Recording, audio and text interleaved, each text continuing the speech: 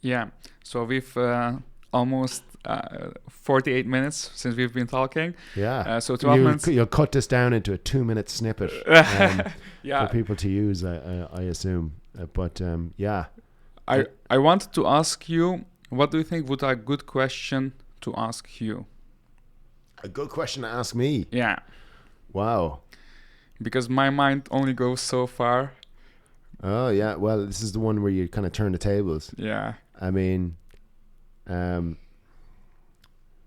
don't know. What advice would you give your 20-year-old self? Is it kind of a standard one, maybe? Yeah, I'm gonna... Okay, I'll ask you 2 questions. What is the advice you would give to your 20-year-old self? And then what advice would you give to, I don't know, people who wanna build a career, students who wanna find a job, people that wanna develop themselves? Yeah. Something in that regard. They're kind of the same. The answers to both of those are the same. Well, first of all, I'd tell my 20-year-old self to prepare for podcasts more. I would know what I would say is people are very focused on attaining roles or earning, a certain number of euro or pounds or dollars or whatever. Turkish liras. Yeah, Turkish liras, whatever it is, right, wherever you're from.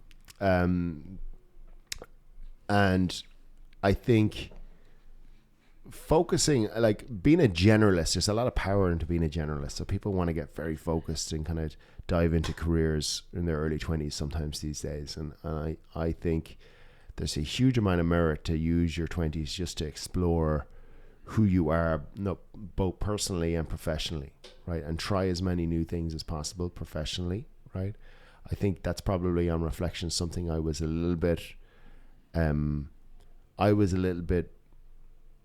hesitant to do is to kind of, because I had almost boxed myself off as an engineer, right? You're an engineer, that's what you're qualified to do, that's what you did in college, that's what you've been doing since you graduated, and not try anything else, right?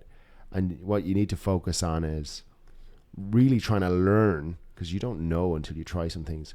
What do you really enjoy in work? What types of things? What kind of environment do you like? Do you like working with people? Do you like working in teams? Do you like being an individual contributor? Do you like working in isolation in a lab? Do you like working in an office? Do you like working outdoors? All of those things. I mean, sometimes you'll just know yourself, okay, yeah, no, I don't like being outdoors because whatever. I don't like getting wet or whatever it is. But some of those things you don't know, right? And so wherever you don't know, go and kind of think about the things that you like to do, right? You like engaging with people. Do you like solving problems? Do you like getting into the detail and working out, everything to the 5th decimal place? Do you like staying high level? Do you like speaking in public? Do you like making deals and negotiating? What are the things that you like? And over the first 10 or 15 years of your career, just focus on kind of figuring all of that stuff out and trying to and learn a ton and progress, of course, as well. But don't just focus on progression for progression's sake or earning more for earning more sake to get to a number. Because some of the people that I know that did that kind of found themselves in a bit of a bottleneck or a cul-de-sac or a dead end in some cases, right? And some of the more successful people that I know focused on kind of building that broad skill set. Probably not as deliberately as they might let you know. Maybe they kind of just ended up doing a bunch of different kind of roles that taught them a ton. But focusing on kind of figuring out who you are and what you enjoy, and then pursuing roles that allow you to kind of spend as much time doing the things you like and enjoy as possible, and that will also give you fulfillment, right? Ultimately, is really, really important, right? So you'll be working a long time. And of course, there's all the hygiene stuff about getting paid more and, progressing quickly and whatever else. But